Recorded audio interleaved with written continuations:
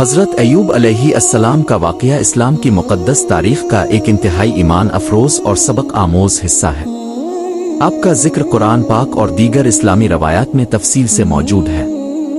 حضرت ایوب علیہ السلام اللہ کے ایک برگزیدہ نبی تھے جو اپنی بے پناہ صبر، شکر گزاری اور اللہ تعالیٰ پر مضبوط ایمان کے لیے مشہور ہے۔ ان کا قصہ ہمیں زندگی کے مصائب میں صبر و شکر کرنے اور اللہ تعالیٰ کی رضا پر راضی رہنے کا درس دیتا ہے۔ حضرت ایوب علیہ السلام کی ابتدائی زندگی۔ حضرت ایوب علیہ السلام کا تعلق حضرت ابراہیم علیہ السلام کی نسل سے تھا۔ آپ کو شام اور عراق کے علاقوں میں مبعوث کیا گیا۔ آپ کو اللہ تعالیٰ نے بے حد نعمتوں سے نوازا تھا، جن میں وسیع مال و دولت، زمینیں، باغات، جانور اور ایک خوشحال خاندان شامل تھا۔ آپ نہایت نیک شکر گزار اور اللہ کے قریب تھے۔ آپ ہر لمحہ اللہ تعالیٰ کا شکر ادا کرتے اور اپنی قوم کو بھی اللہ کی بندگی کی دعوت دیتے تھے۔ آزمائش کا آغاز۔ اللہ تعالیٰ نے حضرت ایوب علیہ السلام کی آزمائش کے لیے شیطان کو اجازت دی کہ وہ آپ پر آزمائش ڈالے۔ شیطان نے سوچا کہ اگر حضرت ایوب علیہ السلام سے ان کی دولت اور نعمتیں چھین لی جائیں تو شاید وہ ناشکری کریں گے، لیکن اللہ تعالیٰ کو حضرت ایوب علیہ السلام کے صبر اور ایمان پر یقین تھا۔ مال و دولت کی آزمائش۔ سب سے پہلے حضرت ایوب علیہ السلام کے مال و دولت کو نقصان پہنچا۔ ان کے باغات تباہ ہو گئے، مویشی ہلاک ہو گئے اور زمین بنجر ہو گئی۔ اس کے باوجود اپنے صبر کا دامن نہیں چھوڑا اور اللہ کا شکر ادا کرتے رہے۔ اولاد کا نقصان۔ اس کے بعد اب کی اولاد کو ایک حادثے میں موت کا سامنا کرنا پڑا۔ یہ ایک انتہائی کٹھن مرحلہ تھا، لیکن حضرت ایوب علیہ السلام نے صبر و استقامت کا مظاہرہ کرتے ہوئے اللہ کی رضا پر راضی رہنا قبول کیا۔ بیماری اور جسمانی آزمائش۔ شیطان نے حضرت ایوب علیہ السلام کے جسم پر بیماری مسلط کی اور اب کی حالت ایسی ہو گئی کہ جسم پر زخم نکل آئے، لیکن ان تمام مصائب میں آپ نے کبھی شکایت نہیں کی بلکہ مسلسل اللہ کی حمد و ثنا کرتے رہے۔ لوگوں کی بے رخی۔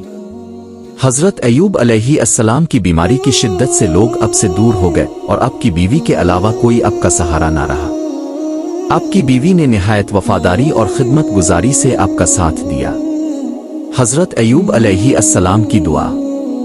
حضرت ایوب علیہ السلام نے اللہ تعالیٰ سے یوں دعا کی: اے میرے رب، مجھے بیماری نے چھو لیا ہے اور تو سب رحم کرنے والوں سے زیادہ رحم کرنے والا ہے۔ سورۃ الانبیاء 83۔ یہ دعا اس بات کی گواہی دیتی ہے کہ حضرت ایوب علیہ السلام نے اپنی آزمائشوں میں بھی اللہ سے رجوع کیا اور اس کی رحمت پر بھروسہ رکھا۔ اللہ تعالیٰ کی مدد اور انعام۔ اللہ تعالیٰ نے حضرت ایوب علیہ السلام کی دعا قبول کی اور ان کی بیماری کو دور کر دیا۔ قرآن پاک میں ذکر ہے کہ اللہ نے ان سے فرمایا کہ اپنا پاؤں زمین پر مارو اور ایک چشمہ پھوٹا جس کے پانی سے آپ کو شفا ملی۔ اللہ تعالیٰ نے آپ کی کھوئی ہوئی نعمتیں دگنا کر کے واپس لوٹا دے اور آپ کو صحت، مال و دولت اور اولاد سے دوبارہ نوازا۔ سبق۔ حضرت ایوب علیہ السلام کا واقعہ ہمیں درج ذیل اسباق سکھاتا ہے۔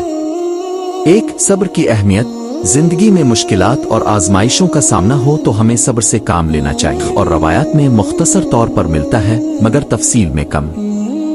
حضرت ایوب علیہ السلام اللہ کے جلیل القدر نبی تھے جنہیں صبر و استقامت کی عظیم مثال کے طور پر یاد کیا جاتا ہے۔ ان کی زندگی آزمائشوں سے بھری ہوئی تھی اور انہوں نے اپنی بیماری، غربت اور دیگر سختیوں میں بھی اللہ کا شکر ادا کیا اور کبھی شکو نہ کیا۔ وفات کا ذکر۔ اسلامی روایات کے مطابق جب حضرت ایوب علیہ السلام کی آزمائش ختم ہوئی تو اللہ نے انہیں صحت، مال اور اولاد دوبارہ عطا فرمائی۔ وہ مزید کئی سال تک اپنی قوم میں اللہ کی ہدایت کا پیغام پہنچاتے رہے۔